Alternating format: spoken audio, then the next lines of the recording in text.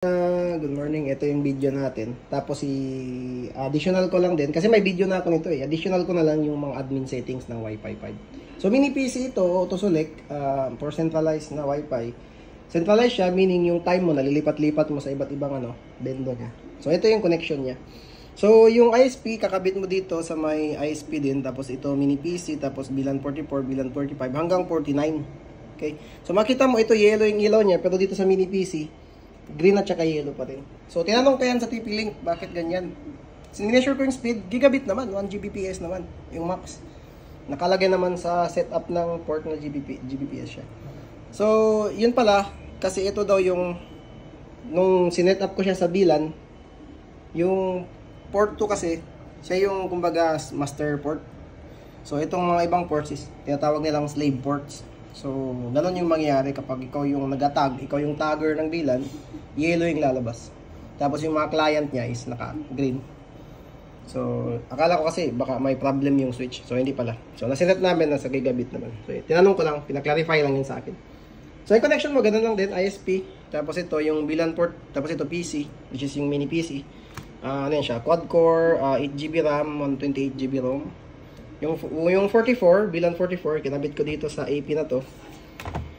Nilagay ko lang siya bilan 44. Yan yung pangalan niya, Aya Piso Wi-Fi. Ito yung static IP niya, sakaling gusto mong ipasukin. Yung password, i-chat ko lang. Ito yung sub-bendo license niya. So, yan. Yung 45 naman, nilagay ko doon sa baba. Which is, let's say, ilalagay mo yan ng MediaCon, tapos ilalagay mo sa malayo. So, pwede ka pang magdagdag ng additional na 4 na bendo. Centralized in that. So, yun. May separate video ko kung gusto mong makita yung kabuuan yan. Pero ngayon, ipapakita muna natin yung kanyang features at saka yung mga admin settings. So, connected ako ngayon sa Aya Piso Wi-Fi, which is ito, di ba? So, pag pumunta ako sa Google Chrome, 10.0.0.1, i-refresh lang natin. Yan. So, automatic yan. May 1 hour ako, no? Pag i-click ko yung insert coin, ito kaagad yung blink. Kasi siya yung connected sa 44 sa Aya. So, auto-select siya. Oh, hindi pumasok yung 5. Kailangan ko tayong calibrate ng coin slot. Okay, pumasok pala. So, extend natin.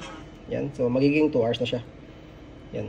So, kapag lumipat ka, let's say, naglakad-lakad ka, napunta ka doon sa Starlink Piso Wi-Fi 5G or may 5G kasi siya and 2G. So, Starlink Piso Wi-Fi at saka Starlink Piso Wi-Fi 5G. Ito ganun din, Aya Piso Wi-Fi, Aya Piso Wi-Fi 5G. So, pag pumunta ka doon, pansin mo, connected ako kaagad. Okay, pag pumunta ako doon sa Google Chrome, sa portal, ganun din, yung time ko, yun pa rin, yung kanina. So, pero makita mo, bendo 45 kaagad yung lalabas. Kahit hindi ako nag-select. Kasi pag click mo ng insert coin doon, pag doon ka nakakonect, click mo ng insert coin, automatic yun ang ilaw. Kasi yun yung connected sa bilan 45. Okay, pansin mo dyan siya connected. Oops. Yan, nahulog yung piso. So, yan, may piso tayo dito. So, another advantage pa na Wi-Fi 5 na sub-bendo, yung sa klase ng sub-bendo nila is, kapag sakaling nagalaw yung LAN cable, let's say ito, tanggalin natin ha. Yan. Nawala yung LAN cable, di ba? Disconnect ko yung LAN cable ng 44. Pero since yung sa Wi-Fi 5 kasi, parang may dual action siya. Pag natanggal mo yung LAN, kakapit ngayon yung wireless. So, 2-in-1 siya. So, yung first priority niya is kapag may connection yung LAN cable, via LAN yung connection niya ng sub. Pero pag natanggal yung LAN, kaya nasira yung LAN cable, naputol or kung ano ba, try natin kung magagana pa rin yan. Kabit tayo ulit sa Aya, no? Kasi sa 44 ito eh. So, doon tayo, Aya Piso Wi-Fi. Ayan. Sa 2G naman tayo connect ngayon. So, kakapit pa rin ba yung time natin? Check natin. So, click natin sign in. So, automatic yan. Malalaman niya na tayo yung pumasok. Lilipat niya yung time. Pansin nyo, connected ka agad. So, pag pumunta ka sa, yan yung time natin, Yan. Pansin mo, bilan 44, bendo 44 pa rin siya, di ba? So, try natin insert coin kung gagana ba kahit natanggal ko yung wire. Yan, gagana pa rin.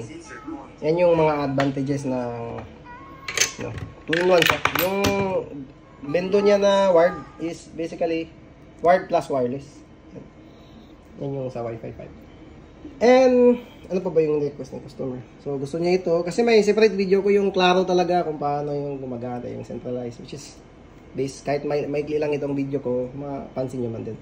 So, kung magdadagdag ka, Yung additional na lang na gagawin mo, boss, is syempre bibigyan ka namin kung order ka na ng ito at saka ng kit. Pero ibahin mo yung kit dito. Ito kasi auto-bind. Pagkabit mo doon sa TP-Link, either gumagamit ka ng Mediacon or direct na LAN cable, mababind yan kaagad yung ito.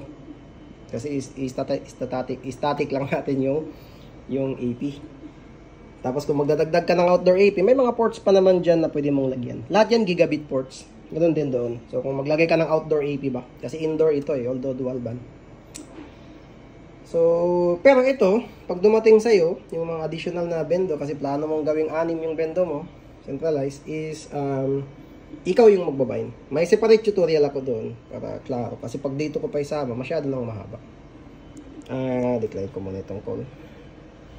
So, pag pumunta tayo, boss, sa admin, 10.0.0.1 admin, yan, boss. Meron tayong mga setting dito. Mamaya ipapakita ko. I-post ko muna itong video, may tumatawag sa akin.